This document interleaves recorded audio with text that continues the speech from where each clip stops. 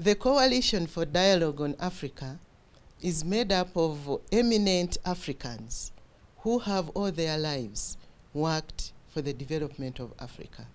Some of them have been former heads of state. Others have been people who have been close to being heads of state. Others are eminent black people in the diaspora. But others are not African, but they in color, but they are African at heart. The genesis of CoDA was a result of what used to be held in Washington as the Global Coalition for Africa. This used to discuss the way forward for Africa, given problems that Africa had then. 10 years down the road, African institutions took up the reins of the Global Coalition for Africa and started CoDA. I was privileged to be one of those Africans who were among the founder members of CoDA. CoDA over the years has run in parallel with the African Development Bank's aspirations, the Economic Commission for Africa's aspirations, and the African aspirations through our heads of state, as reflected in the declarations they make when they meet as a General Assembly. So the three institutions support the board of CoDA. The beauty about CoDA is that it is a few leaders who are of a common mind, serviced by a small secretariat of young Pan-Africanists. And I think that its success lies in the way it is organized. We look across the spectrum of what needs to be done for Africa. And as we speak now, our input into Agenda 2063 is bearing fruit, because we look at the social issues, we look at the economic issues, and we look at those strategic areas, the catalytic areas of intervention that will catalyze the development of Africa. We have looked at issues of infrastructure, because we need infrastructure for Africans to move across Africa, not only as people, but also their goods and services.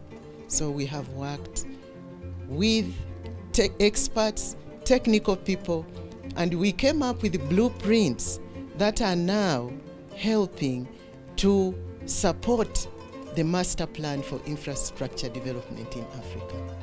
We've looked at the infrastructure which is common to all Africans, that is our land, and addressed issues of land grabbing by greedy Africans themselves from the common man.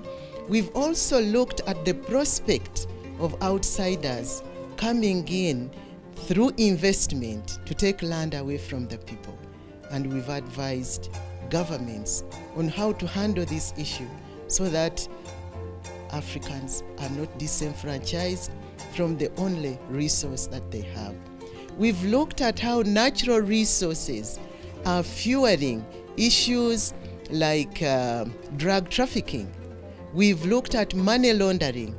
And as we speak now, we are looking at the impact that the African Free Trade Area will have on the lives of all Africans. We see that it is a driver that will spur development, given other policies that are in place, a visa-free Africa for all Africans. At the end of the day, we know that an Africa trading for and within itself, with linkages to the global community, we shall be able to handle issues like insecurity.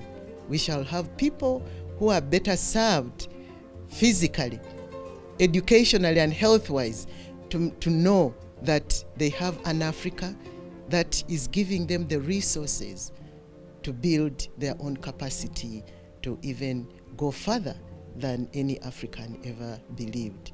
So we know that as CoDA, we have a responsibility to give back to Africa, because we are exposed, we have the networks that make things happen, and we want to thank everybody who has been supporting our activities over the last 10 years. Finally, I want to talk to the youth and women of Africa. When you are a woman, you are born a woman. When you are a youth, you are young, and soon you will be the one sitting where I'm sitting.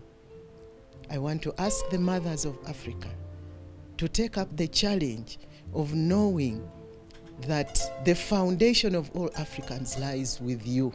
And we believe that the way we nurture future Africans will determine the destiny of Africa.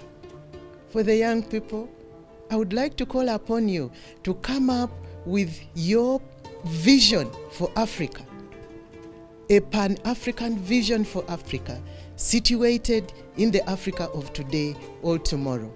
Our role was to carry on a vision of liberating Africa politically, and I believe we have put enough stepping stones for you to move Africa to greater heights.